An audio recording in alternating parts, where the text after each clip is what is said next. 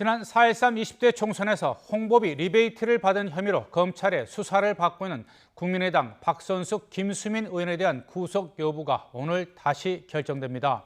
검찰이 구속영장을 재청구했기 때문인데요. 두 의원은 잠시 뒤에 영장 실질 심사를 받기 위해서 법원에 출석할 예정입니다. 현장에 나가 있는 YTN 중계차 연결하겠습니다. 오태인 기자. 네, 서울 서부지방법원입니다. 네, 김수민, 박선숙 두 의원 언제 법원에 출석하게 됩니까? 네, 잠시 뒤 1시에는 김수민 의원이, 2시에는 박선숙 의원이 각각 출석을 앞두고 있습니다. 영장 실질 심사는 잠시 뒤 1시에 같은 판사가 진행합니다. 법원이 두 의원 모두 같은 사건에 혐의가 있는 것으로 보고 있기 때문입니다. 하지만 실질 심사에 시간이 오래 걸려 1시간 간격으로 두 의원을 따로 부른 겁니다. 신문은 구속영장이 청구된 지난 12일과 마찬가지로 1시간 정도 걸릴 것으로 보입니다. 이후 통로를 통해 검찰 청사로 이동한 뒤 구속 여부가 결정될 때까지 기다리게 됩니다.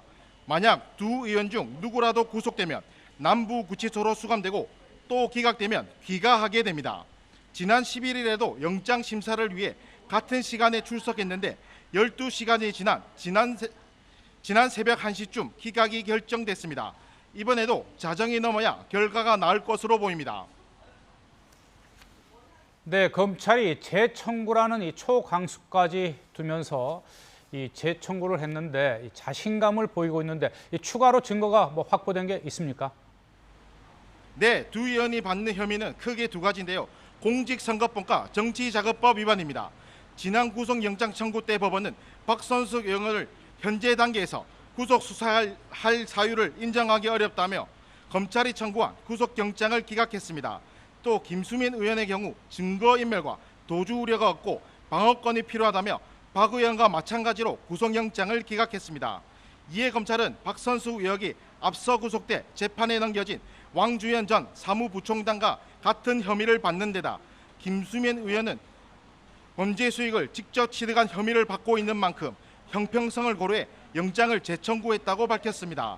검찰은 구속영장이 기각된 이후 통신자료 분석 등을 통해 이들의 혐의를 입증할 만한 추가 증거를 확보했다고 밝혔습니다. 특히 박선숙 의원에 대해서는 단순한 상급자가 아니라 범행 전반을 총괄하고 지시 검토하는 등 주도적인 역할을 한 게 확인됐다고 설명됐습니다. 이들 중 한 명에게라도 영장이 발부된다면 20대 국회의원 중 첫 구속 사례가 됩니다. 지금까지 서울지방법원에서 YTN 오태인입니다.